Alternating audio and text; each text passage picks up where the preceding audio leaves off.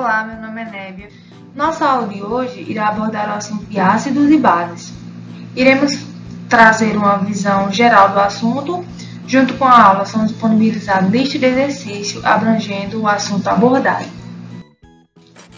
Bom, quando os químicos percebem que reações ou substâncias químicas têm características semelhantes, eles tendem a definir uma classe que descreva o comportamento dessas espécies. O termo ácido e base se aplica a dois grupos de compostos com um conjunto de características opostas. Era chamado de ácido as substâncias que tinham o sabor azedo, o vinagre, por exemplo. Já as bases eram conhecidas por terem gosto de sabão, rica em compostos básicos. Dentro dessa definição, foi necessário criar uma escala para sermos capazes de determinar se uma substância é ácida ou básica, devido à ocorrência de variações muito significativas nas concentrações. Vamos lá. Aqui temos uma escala de pH, e ela vai de 0 até 14, onde define a concentração de íons hidrônio em solução. Veremos mais adiante o que é esse íon hidrônio. A princípio, vamos aprender a interpretar uma escala de pH. O pH de uma solução é o logaritmo negativo da atividade do íon hidrônio. Portanto, podemos interpretar ela dessa maneira. O zero significa que a concentração de íons hidrônio é elevada, fazendo com que a solução fique extremamente ácida. Já para soluções onde o pH é 14, por exemplo, implica dizer que a concentração de hidrônio é muito pequena, fazendo com que a solução seja denominada como básica, pois em solução encontra um íon hidróxido. O pH 7 é o limite dessa escala entre esses termos, ácido e base, e é o pH da água pura. Vamos pensar um pouquinho. O pH de uma solução pode ser negativo? Dê uma pesquisada e respondam para conhecimento próprio durante o vídeo. Não vou responder essa questão explicitamente, mas fica como exercício para vocês. Os químicos debateram por muitos anos o conceito de acidez e basicidade. E dentro desses debates foi proposta a definição de um químico sueco chamado Arrhenius, por volta de 1884. Ele definiu um ácido como um composto que contém hidrogênio e reage com a água para formar íons H+. Nesse caso, o ácido clorídrico seria um ácido de arrênio, pois em água liberaria H+. Para as bases, definiu como um composto que em água geram íons hidróxidos. Nesse caso, o hidróxido de sódio seria uma base de arrênio, pois em água liberaria OH-. Para uma reação de neutralização, seria um ácido reagindo com a base, gerando sal e água. O grande problema da teoria de Arrhenius era que essa definição era limitada apenas para um único tipo de solvente, que era a água.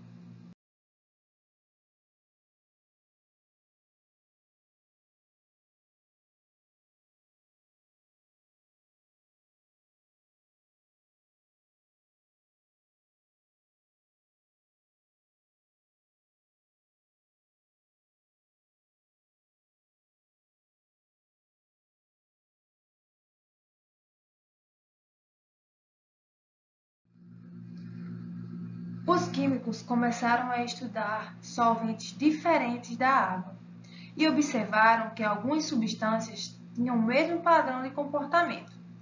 Em 1921, houve um avanço importante quando dois químicos, o Bronsted e Lowry, tiveram a mesma ideia. Suas contribuições foram compreender que o processo fundamental das prioridades ácido e básicas era a transferência de um próton, ou seja, um H+.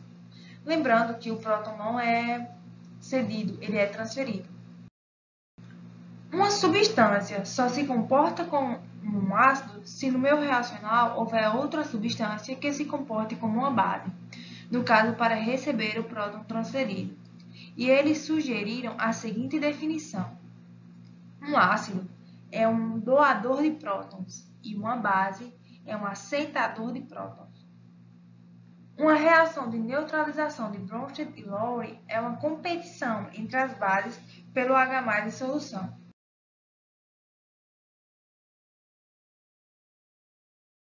Vejam aqui. Nesse primeiro exemplo, temos um ácido e ele está desprotonando para formar uma base do outro lado, que é chamada de base conjugada do ácido 1. Reparem que essa reação ocorre no equilíbrio e que essa base pode reagir com esse H+ em solução e formar o ácido original novamente. Temos uma base 2 que reage com H+, formando o ácido conjugado da base 2. Quando o ácido 1 reage com a base 2, dos produtos teremos um par ácido-base conjugado. O termo ácido conjugado é uma espécie formada após a base aceitar um próton. Logo, uma base conjugada é uma espécie formada após o ácido doar seu próton. Tudo isso ocorre no equilíbrio.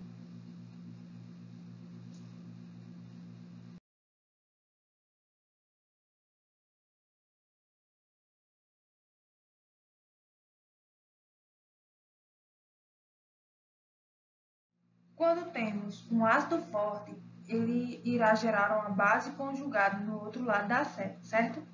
Porém, a força dessa base conjugada vai depender do seu ácido original. Se o ácido for um ácido forte, a base conjugada será fraca. Se o ácido for fraco, a base conjugada será forte. Substâncias anfóteras são espécies que podem atuar como ácido ou como base, dependendo da outra espécie envolvida na reação. A água é um exemplo de substância anfótera. Quando ela reage com ácido clorídrico, por exemplo, ela se comporta como base. Reparem, recebeu um próton e temos um produto, o íon hidrônio. Já quando a água reage com a amônia, ela se comporta como um ácido, pois a amônia é uma base muito mais forte do que a água. Então, a água doa o seu H+ para a amônia e gera em solução o íon hidróxido. Recapitulando desde o início. Eu disse anteriormente que um ácido em solução libera H+, certo? E uma base libera o H-. Reparem aqui e vejam que nessa primeira reação temos o H+, e na segunda o OH-. Antes de começar, vamos aderir a uma convenção. O íon hidrônio e íon H+ representam a mesma coisa, certo? Vamos lá. A água pode reagir com ela mesma, em equilíbrio, e gerar tanto o íon hidrônio como o íon hidróxido. Chamamos essa reação de autoionização da água. A água troca prótons uma com a outra em uma extensão muito pequena, por isso acontece esse processo de autoionização. Temos uma expressão que representa o equilíbrio de ionização da água. O Kw é igual à concentração de íon hidrônio vezes a concentração de hidróxido. Esse Kw é a constante do produto iônico da água. Temos que a concentração de hidrônio e a concentração de hidróxido são respectivamente 1 vezes 10 na menos 7 mol por litro. E temos tabelado que o Kw da água é 1 vezes 10 na menos 14. Isso a 25 graus Celsius. Para a água, temos que o Ka é igual ao Kb, que é igual ao Kw. A água tem um pH 7 e ela é neutra. E essa expressão pode explicar o porquê. Vamos lá. Quando a concentração de íon hidrônio é igual à concentração de hidróxido, a solução é neutra, que é o caso da água.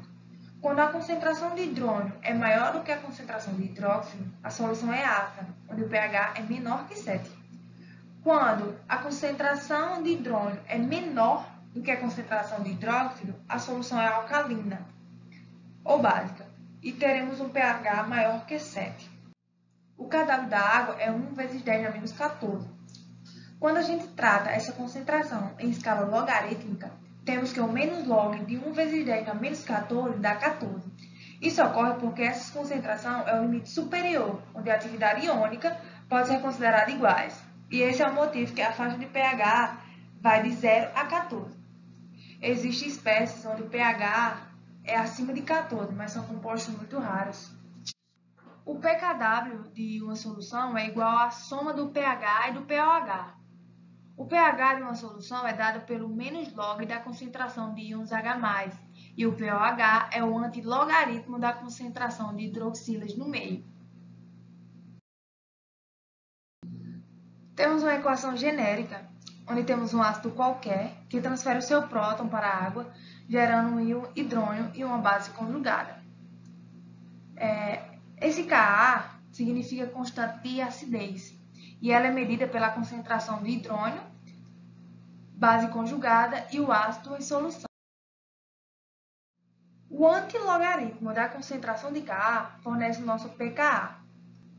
A relação entre o Ka e a acidez é direta. Quanto maior o Ka, mais forte é o ácido. Já a relação entre a acidez e o pKa é inversa. Quanto maior o pKa, mais fraco é o ácido. Aqui temos uma faixa de valores de pKa e suas respectivas acidez. Notem que o metano tem um pKa igual a 46. Quanto maior o pKa, menor a acidez, ele vai ser bem fraquinho. Já o iodrídico tem um pKa menos 11 e ele é um ácido extremamente forte. Aqui temos outra reação genérica, onde a água nesse caso se comporta como um ácido, pois nosso B é uma base muito mais forte do que a água. Esse Kb significa constante de basicidade e ela é medida pela concentração de hidroxila, ácido conjugado e a base em solução. O antilogaritmo da concentração de Kb fornece o nosso pKb. Kb e pKb são utilizados para quantificar a basicidade da solução. A relação entre o Kb e a basicidade é direta. Quanto maior o Kb, maior será a basicidade. Já a relação entre a basicidade e o pKb é inversa. Quanto maior o pKb, menor será a basicidade. E é bem análogo ao slide anterior de acidez, né?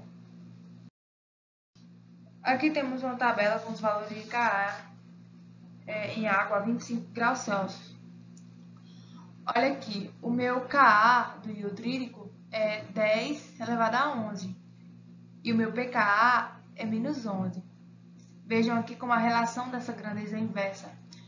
O cianídrico tem um Ka de quase 5 vezes 10 na menos 10 e o meu pKa é de 9,31. Um ácido poliprótico é um composto que pode doar mais de um próton. O ácido sulfídrico possui 2 prótons ácidos a serem doados. Uma base conjugada de um ácido poliprótico é anfiprótica, pois ela pode tanto doar o seu outro próton e se comportar como ácido, como aceitar um próton e voltar ao ácido original. Para a primeira desprotonação, temos um pKa de 7,04.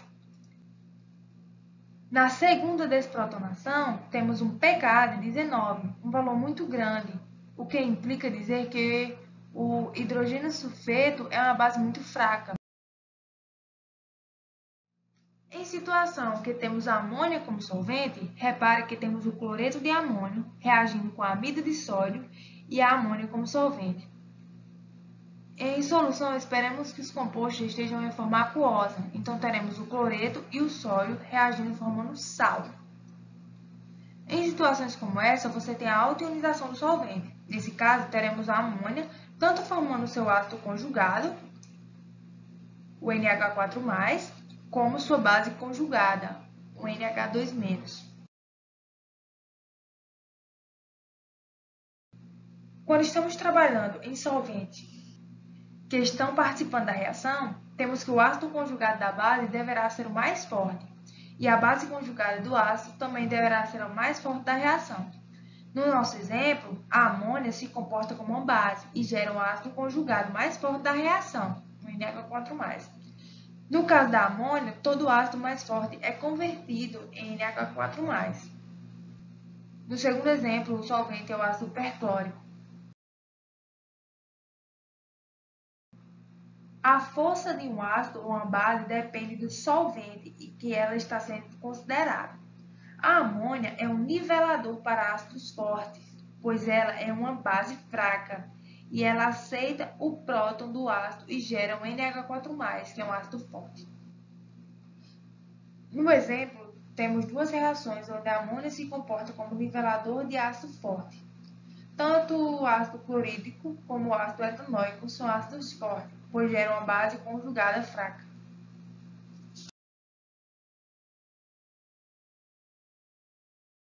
Como havia dito, a água é anfiprótica, pode atuar tanto como uma base como um ácido, e essa característica gera um diferenciador de ácido forte e fraco. Quando a água participa da reação e aceita um próton, significa que ela é uma base melhor do que a outra espécie. Então, a tendência da segunda espécie é ser um ácido forte por ser capaz de protonar a água. Quando a água participa da reação e doa um próton, significa que ela é um ácido melhor do que a outra espécie. Então, a tendência da segunda espécie é ser um ácido fraco, já que é inviável protonar a água. Para as bases, a água também atua como diferenciador, mas aqui temos o ácido etanóico como nivelador. A água, em reação com a amônia, tende a transferir o próton, agindo como ácido. Já o ácido etanóico é um nivelador de bases. Em solução com amônia, age como ácido e tende a nivelar o quão forte ou fraca é a base. A força de um oxoácido é proporcional ao número de oxigênio. Vamos imaginar compostos onde o número de oxigênio é iguais. Por exemplo, o HClO, HBrO e HIO. Quanto maior for a eletronegatividade do átomo central, mais forte é esse oxoácido.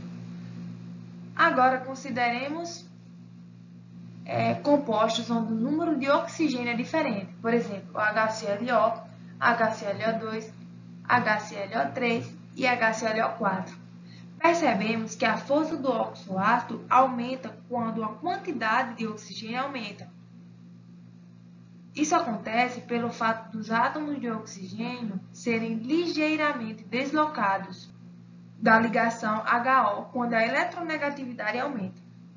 No segundo caso, isso ocorre porque o número de oxidação aumenta quando o número de oxigênio aumenta. Quanto maior o NOx, mais forte é o oxoácido, e a ressonância estabiliza a carga do composto, gerando uma maior estabilidade. No exemplo, temos a diferença de um oxigênio, resultando em uma diferença na força de acidez.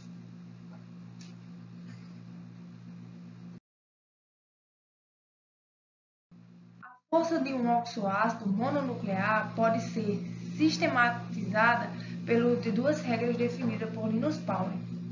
Oxoácido do tipo OPE-OHQ, onde P é o número de oxigênios não protonados e Q o número de hidroxila, temos a aplicação da regra, que o pKa é igual a 8 menos 5 vezes P.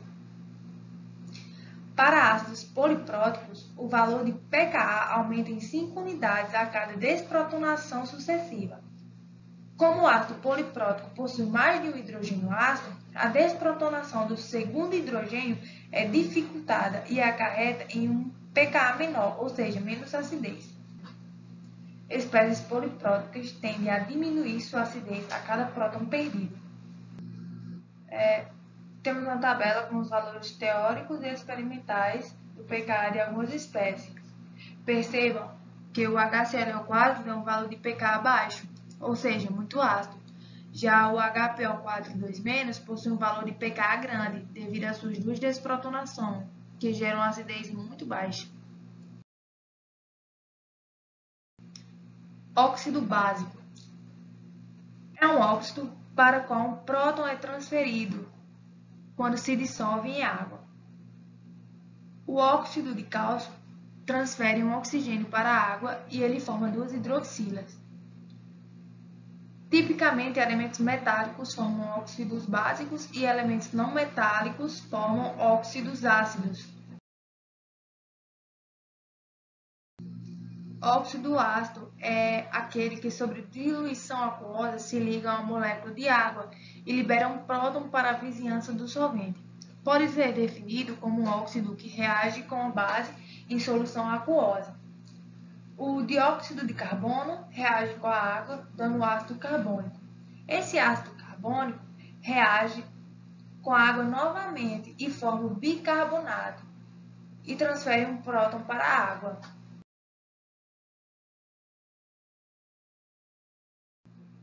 Óxido anfótero é um óxido que reage com ácidos e bases. O óxido de alumínio reage tanto com um ácido, o H3O+, como uma base, o OH-. O anfoterismo é observado para elementos mais leves do grupo 2 e 13.